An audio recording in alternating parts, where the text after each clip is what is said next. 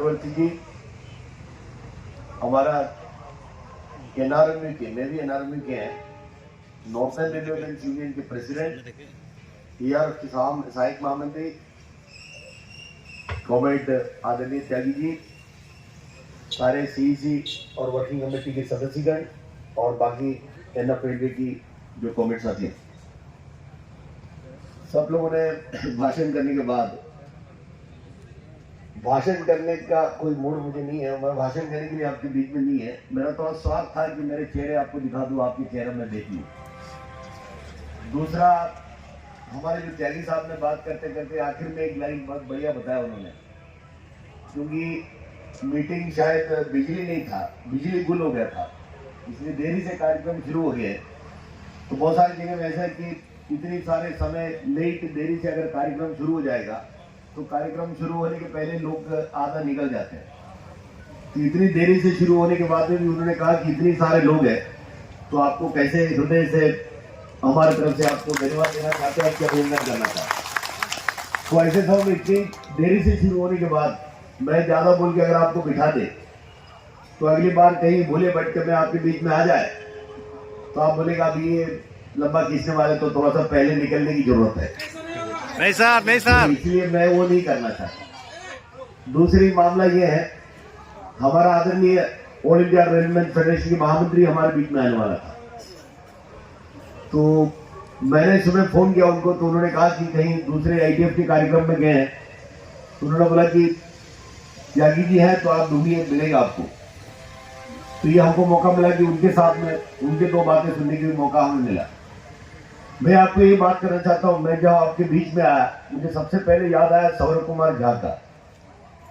100 साल आप लोग बनाने के एआरएफ के हम लोग दिल्ली के अंदर वापसी आपकी स्पेशल ट्रेन में आते वक्त उनकी दुखद घटना हुआ।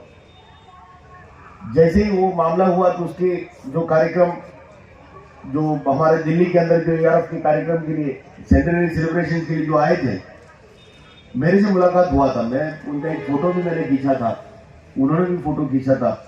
मैं उनकी जो घटना होने के बाद बहुत सारे ग्रुप के अंदर फोटो भी मैंने देखा था। मैंने इनको बोला भी था मैं एक बार उनको मिलना चाहता हूँ, उनके घर में जाना चाहते हैं, लेकिन किसी कारण से आ नहीं पाया। बड़े दुख है। इसलिए शुरू करने के पहले मैं आपको कहता हूँ, ये जो हम लोग ये जो कर रहा है इसमें मजा कब आएगा, तब आप सही सलामत रहेगा। तब मजा कब आएगा, तब आपके घर के लोग सही सलामत रहेगा तब। इसलिए मुझे ऐसा लगता है जहां कहीं भी जाओ तो कोई शुरू करने के पहले कह दे, हमारे जो भारतीय रेल के अंदर काम करने वाले कर्मचारी हैं, चाहे ट्रैकमैन के अंदर हो, चाहे ऑपरेटिंग के अंदर हो, चाहे सीएनडब्ल्यू के अंदर हो, चाहे इलेक्ट्रिकल के अंदर हो, टीडी के अंदर हो, मिनिस्ट्रियल के अंदर हो, कॉमर्शियल के अंदर हो, अकाउंट्स के अंदर हो, किसी विभाग के अंदर, एसएनडी के अंदर हो, किसी विभाग के अंदर काम करने वाले कर्मचारी, सबसे पहले अपनी जान को संभालने की जरूरत है। मैं आपको कहता हूं, मुझे लगता है जो ओपीएस की मामलों को लेकर जब बात कर रहा था, ये ओपीएस की मुद्दा जब 2004 के बाद में जब एनपीएस लाया गया, जब यूपीए की सरकार डॉक्टर मनमोहन सिंह साहब की सरकार जब 10 साल थे, आज जो चिल्लाने वाले लोग मैं ये करूंगा वो करूंगा, 10 साल उनके सरकार थे तब तो कुछ किए नहीं, तब याद भी नहीं आया। लेकिन आप याद करिएगा, यही ऑल इंडिया रेलवे फेडरेशन है, इन्होंने अपने मन से कार्यक्रम करके, अनेक प्रदर्शन करके, अनेक कार्यक्रम करके, अभी की जो कांग्रेस की प्रेसिडेंट है जो खारगे साहब, जब ये रेल मंत्री था, इनसे चिट्ठी लिखवाने का काम किया था उस समय के वित्त मंत्री को, यूपीए के वित्त मंत्री को। क्या लिखवाया था?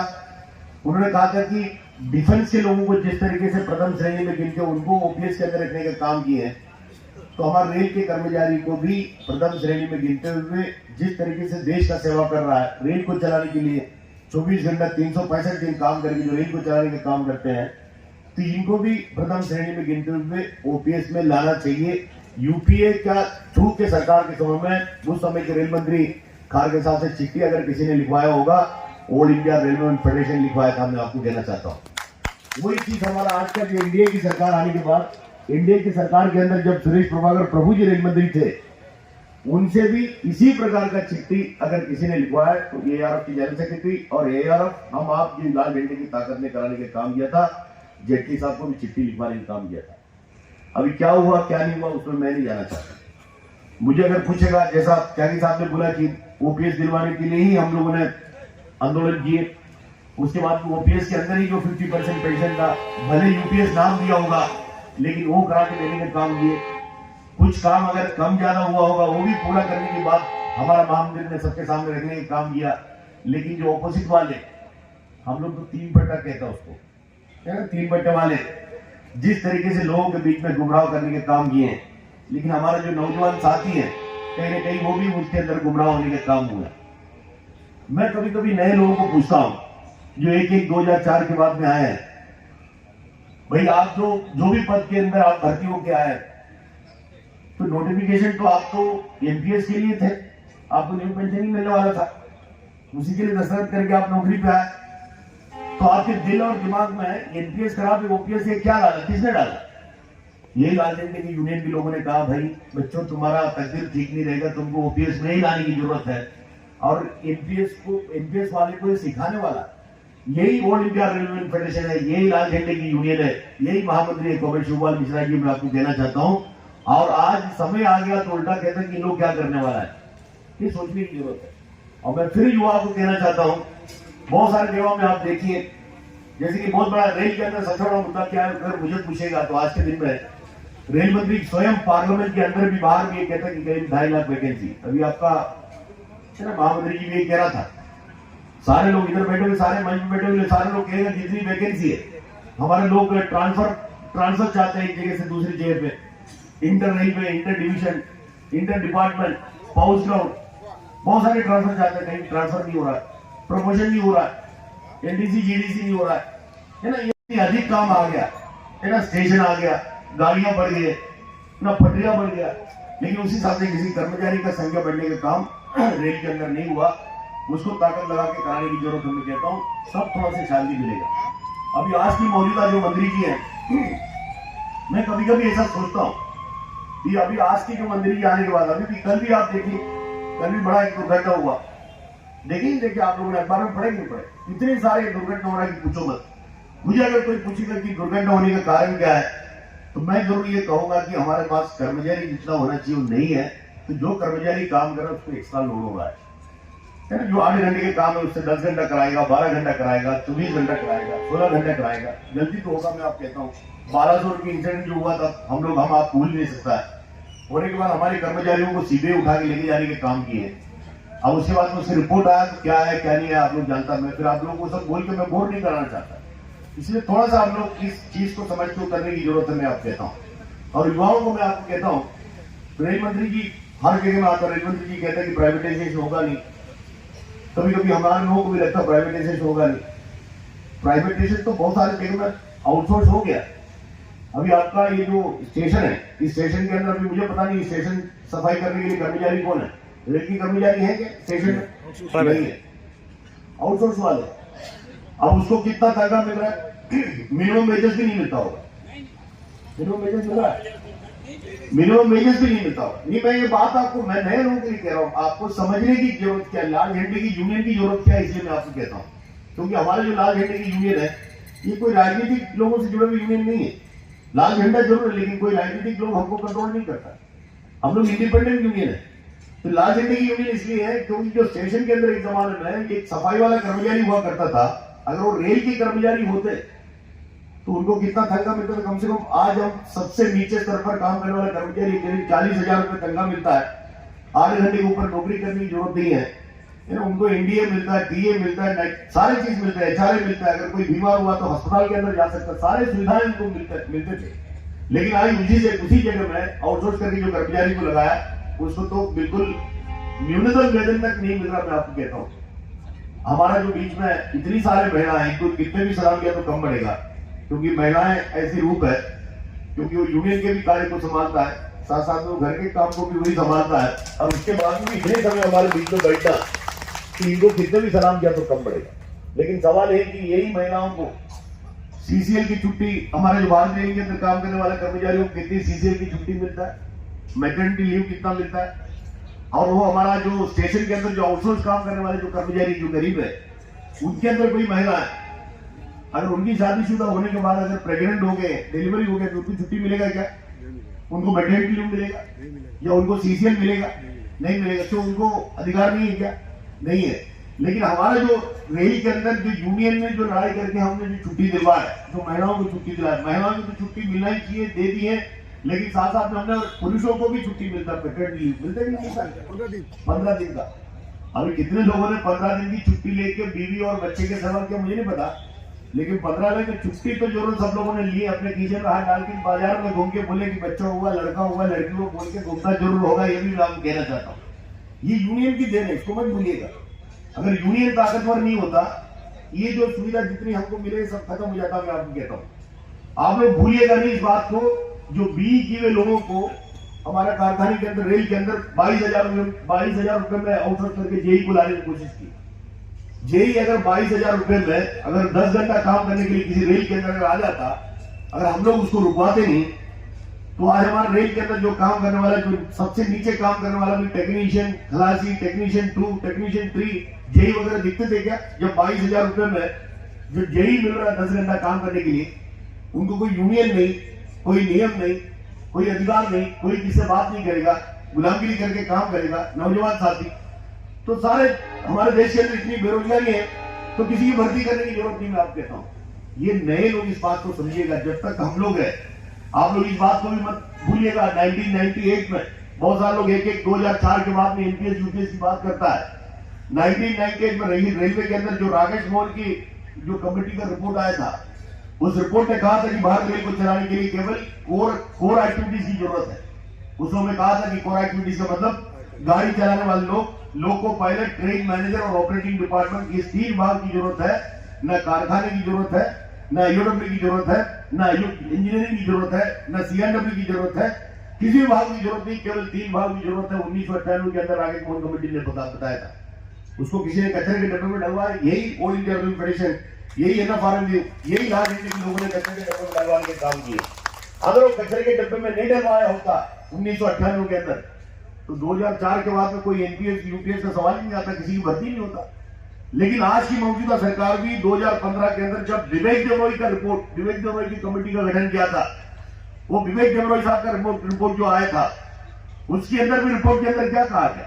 उन्होंने तो यही कहा, भाई कोर एक्टिविटीज की जो राकेश मोहन साहब ने कहा था, वही उन्होंने कहा कि जो केवल कोर एक्टिविटीज की जरूरत है, गाड़ी चलाने वाला, पीछे बैठने वाला ट्रेन मैनेजर और ऑपरेटिंग डिपार्टमेंट की जरूरत है, इसके अलावा किसी को जरूरत नहीं।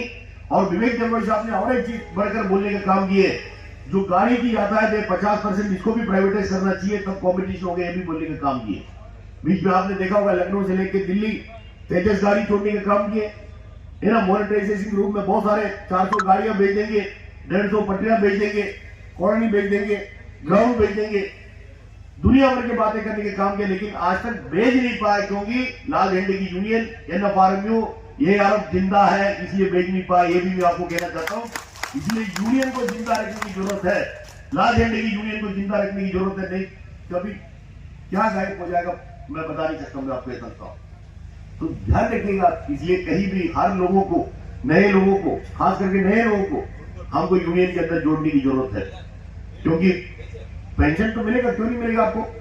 यूनियन कह रहा है, हमारा जो महामंत्री जी कह रहा है, हम लोग आपके साथ है, गोली खाने के लिए हम लोग तैयार है। आप लोग सब साथ में रहने का काम करो, कम से कम पीछे रहने का काम तो करो, आगे तो हम लोग रहने का काम करेंगे। कितनी बार हम लोगों ने दिल्ली में गए, कितनी बार हमारे जो यूपीएस की, एनपीएस की जो लोग हैं, 2004 के बाद जो भर्ती हुए लोग हैं, कितने बार हम लोग एनपीएस के विरुद्ध में लड़ाई किया, दिल्ली के अंदर लोग आने के काम किए।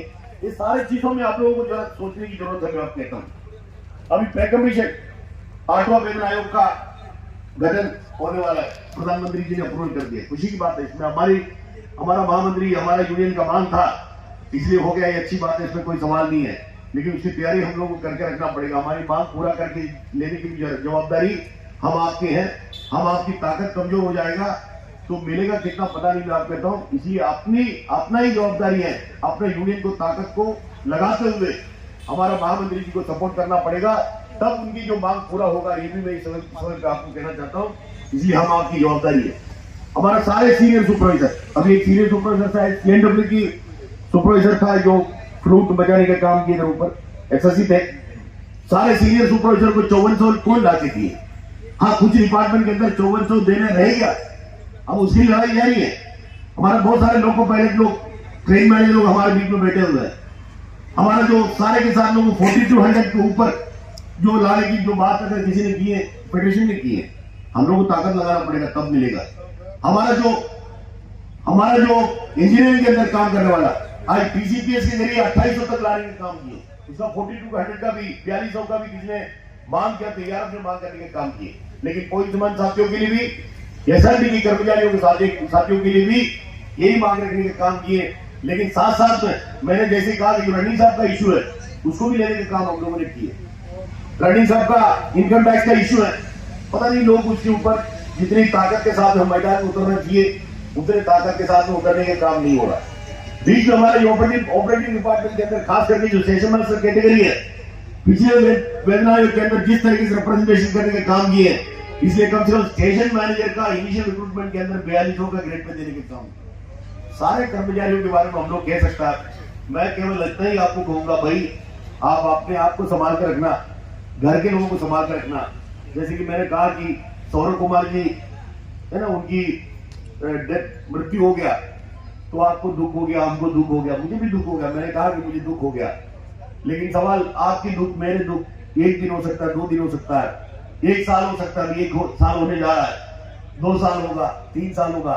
जैसी साल है ना, दिन घटते जाएगा हम लोग भूलते जाएगा, 5 साल के बाद में शायद याद भी नहीं करेगा। लेकिन उनकी जो घर के लोग हैं, उनकी पत्नी है, उनकी बच्चे हैं, उनकी माँ बाप है, उनके लिए कोई दूसरा सौरभ कुमार मिलने वाला नहीं है। हाँ, लेकिन हम लोग अपनी यूनियन के लिए दूसरे कॉमरेड मिल जाएगा, रेल के लिए दूसरे ट्रैक पर मिल जाएगा, पक्का है। इसलिए हम आपकी जवाबदारी है, जहां कहीं भी काम करेगा अपने आप को संभालते हुए काम करिएगा, अपने घर के लोगों को संभाल के रखिएगा। मैं कहता हूँ हमारे रेल के अंदर हम बिल्कुल ये कहता है, कहीं कोई भी काम अगर आपको दिए, चाहे ट्रैकमैन हो, चाहे पॉइंट्समैन हो, चाहे कारखाने के अंदर काम करने वाले हो, चाहे टीडी के अंदर काम करने वाले हो, चाहे एसआरटी के अंदर काम करने वाले हो, जो सेफ्टी से जुड़ा हुआ जो काम करने वाले लोग हैं, यातायात से जुड़ा हुआ जो काम करने वाले लोग हैं, ऐसा कोई भी काम अगर प्रशासन ने दिया, अगर वो जान को धोखा होने वाला काम है, चाहे जीएम भी क्यों ना आ जाए, चाहे रेल मंत्री भी क्यों ना आ जाए, अगर आपको लगता है इस काम से आपका जान को धोखा हो सकता है, तो हम लोग कहते हैं कि ये काम बिल्कुल करिएगा नहीं। यूनियन आपके साथ है, आपका कोई बालका बाका कोई कर नहीं सकता। ये हमेशा हम लोग बोलने का काम करता, मैं आपको कहता हूँ, ये एक सोच हम लोग रखने की जरूरत है। मैं आपको कहता हूँ, मैं ज्यादा लंबा खींचना नहीं चाहता, ऐसे भी लेट हुआ। कल आपका सीसी का मीटिंग भी है, लेकिन हमारा जो लेबर कोड है 44 कोड 4 कोड में बदलने वाला है। बहुत सारे ऐसे मुद्दा है, ये सारे मुद्दाओं को लेकर अगर खिलाफ अगर लड़ाई नहीं करेगा तो एक दिन यूनियन समाप्त हो जाएगा। लेकिन सबसे पहले मैं आपका अभिनंदन करना चाहिए था, जो मालेदा का चुनाव के अंदर आप लोगों ने जो नॉर्थ फ्रंटियर के अंदर जो आप लोगों ने इस रेल के अंदर जो जीत हासिल करने का काम किए, आप लोग इस बात को भूल जाइएगा। आप दूसरे स्थान पर है। जैसी विषम परिस्थिति के अंदर जिस तरीके से परिस्थिति सारे लोगों ने मिलकर, सरकार ने सारे लोगों ने मिलकर जो बनाने के काम किए थे जो लाल झंडे के खिलाफ, उसके बाद में भी आप लोगों ने जिस तरीके से ताकत को दिखाते हुए जो एनएफ रेलवे के अंदर आप लोगों ने जो लाल झंडे की जीत हासिल करने का जो काम किया, इसलिए मैं अपने ओर से, मैं अपना यूनियन की ओर से और ऑल इंडिया रेलवे फ्रेंड्स की ओर से आपका अभिनंदन करना चाहता हूँ। ये बहुत जरूरी है, मैं आपको कहता हूँ। और आप लोग दिल में रखिएगा नहीं, क्योंकि शायद आपके महामंत्री बोल रहा था कि हमने जीत बनाया नहीं, ऐसा कहा ना उन्होंने, आप लोगों ने जीता तो जीत बनाई नहीं, ऐसा उन्होंने शायद कहा लगता है। जीत बनाइएगा, किसी ने बाप ने आपको थोड़ी धक्का मार के पास कराया, आपने मेहनत करके पसीना गवा के आपने जीते हुए हैं। तो कोई आप इस तरीके से दिल में सोचने की जरूरत नहीं है, आप अपने दम पे जीते हुए हैं, किसी ने धक्का मार के जिताए नहीं, कोई झूठ बोल के जीते नहीं है, आप अपने काम करके लोगों के बीच में रह के जीते। मैं आप कहता हूँ, इसलिए आप जगह जगह में जीत बनाना चाहिए, इसमें कोई सवाल ही नहीं है। आप किसी की तरफ देखने की जरूरत नहीं, मैं आपको कहता हूँ। आज जो पहला नंबर या जिस तरीके से झूठा प्रचार करके जो बने हुए लोग हैं, जिस तरीके से झूठा प्रचार कर रहा था, त्यागी साहब ने भी कहा कि अभी समय नजदीक आ रहा है, एक समय में आपको दिखाई देगा वो क्या क्या प्रचार करेगा, क्या क्या लोगों के बीच में कहेगा, ये पूरी दुनिया वाला जानता है। लाल झंडे की अपनी इतिहास है, लाल झंडे की यूनियन जितने भी लिए हैं, हमारे लोगों ने शहादत होके, कितने हमारे जो बुजुर्ग कॉमरेड लोग हैं शहीद होके हमको दिलाए हुए अधिकार है। जैसे कि नॉर्थर्न रेलवे के अंदर भी, आपके रेल के अंदर भी, वेस्टर्न रेलवे के अंदर भी, एसआरएमबी के अंदर भी, एनआरएमबी सेंट्रल रेलवे के अंदर भी बहुत सारे हमारे पदाधिकारी लोग शहीद होके, एक नहीं 60 का हड़ताल, 1968 का हड़ताल, 1974 का हड़ताल, सारे हड़तालों के अंदर जान गंवा के शहीद होके हम लोग को दिलाए हुए अधिकार है। ये किसी 3 बट्टा किसी ने दी हुई मेहरबानी नहीं, मैं आपको कहना चाहता हूँ। ये सब सरकारी चमचे लोग हैं, सरकार ने बनाया हुई यूनियन है, हम लोग लड़के आए लोग हैं, मैं आपको कहना चाहता हूँ। अभी आपने देखा होगा जो कोड ऑफ कंडक्ट के समय में भी बीआरओ का यूनियन को लाने के लिए, आप लोग उस बात को मत भूलिएगा। 2007 के अंदर पहली बार जब उनको मान्यता देने का काम किया था, एसआरएमई और सुप्रीम कोर्ट के अंदर लड़ाई करने के बाद 2007 में पहले सुप्रीम कोर्ट के आदेश अनुसार मान्यता का चुनाव हुआ। दोबारा 13 में चुनाव हुआ। 13 से लेके अभी तक 24 तक इसलिए खींचा, सरकार कोशिश कर रहा था कि उनके कहीं यूनियन आ जाएगा, देखने के बाद उनको समझ में आया कि नहीं आएगा, इसलिए खींचते 2024 तक आया। आखिर में कोर्ट के आदेश पर, हाई कोर्ट के आदेश पर ये चुनाव होने का काम हुआ, क्योंकि उनका कोशिश था कि कहीं ना कहीं हमारा यूनियन आ जाए, लेकिन उनको पता था कि उनके यूनियन नहीं आएगा।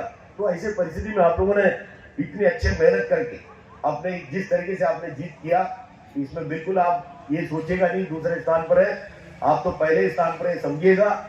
ऐसी विषम परिस्थिति में आप लोगों ने जीत हासिल किया है।